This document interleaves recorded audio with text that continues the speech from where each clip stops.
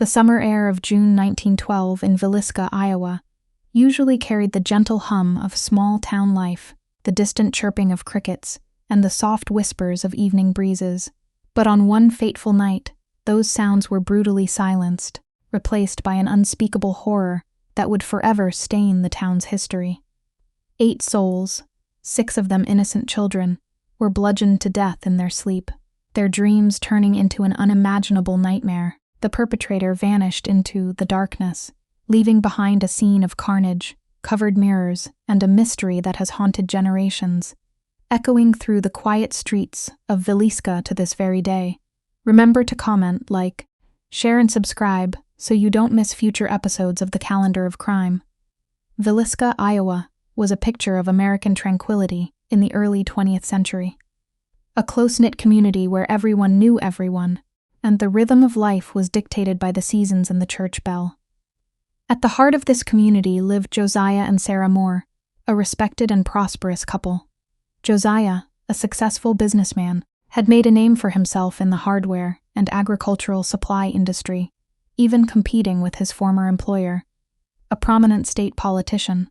Sarah, his devoted wife, was deeply involved in their local Presbyterian church, often organizing events for the town's children. Together they had 4 lively children: Herman, aged 11, Catherine 10, Arthur 7, and the youngest Paul, just 5 years old. Their home, a modest but comfortable 2-story house, was a hub of activity and happiness. Sunday, June 9, 1912, began like any other peaceful Sabbath. The Moore family, along with 2 young friends of Catherine's, Ina May and Lena Gertrude Stillinger, attended the annual Children's Day program at the Presbyterian Church. Sarah Moore had meticulously planned the event, and the children, including the Stillinger sisters, were delighted to participate. The Stillinger girls, aged 8 and 11, were from a wealthy farming family 7 miles outside Villisca. Josiah had called their home earlier, securing permission for them to spend the night at the Moore residence. After the program concluded around 9:30 p.m., the group walked back to the Moore home, their hearts likely filled with the simple joys of a summer evening and the day's festivities. It's believed they arrived home sometime between 9:45 and 10 p.m. Inside the Moore house, arrangements were made for the overnight guests. Catherine, the Moore's only daughter, usually shared a room with her brothers upstairs. However, for the Stillinger sisters, a twin bed had been set up in the downstairs sewing room. Ina and Lena, perhaps excited by their sleepover, nestled into the single twin bed, while Catherine joined her brothers in an upstairs bedroom adjacent to her parents' room. The house settled into darkness, and the occupants drifted off to sleep, unaware that a sinister presence lurked, waiting for the opportune moment to unleash an unimaginable evil. Sometime after midnight, in the quiet hours between June 9th and June 10th, the tranquility of the Moore home was shattered. A killer, armed with an axe, believed to have been taken from the Moore's own coal shed, entered the house. The first victims were Josiah and Sarah Moore, asleep in their master bedroom.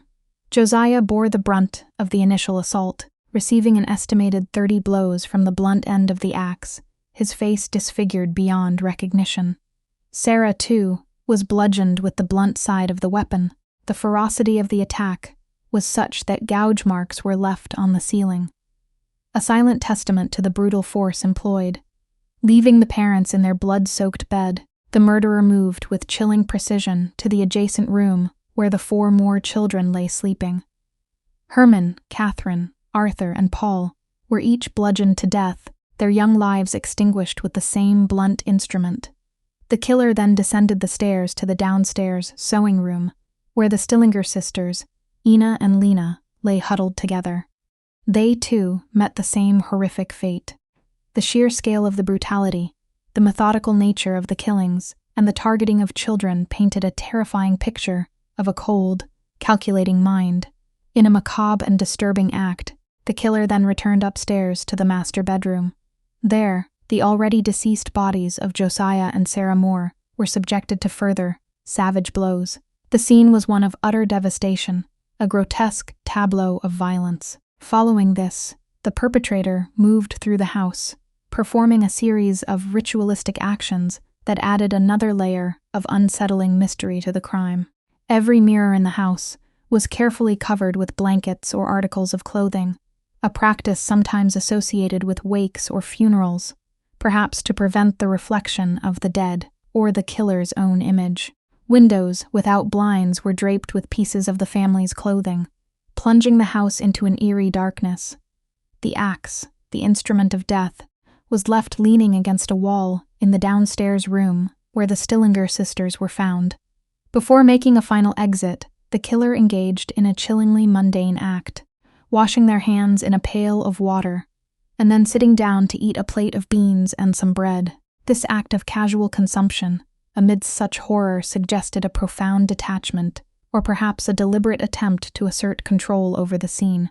Finally, around 5 a.m., the murderer departed, locking the door behind them with a house key, leaving the 8 victims to be discovered hours later.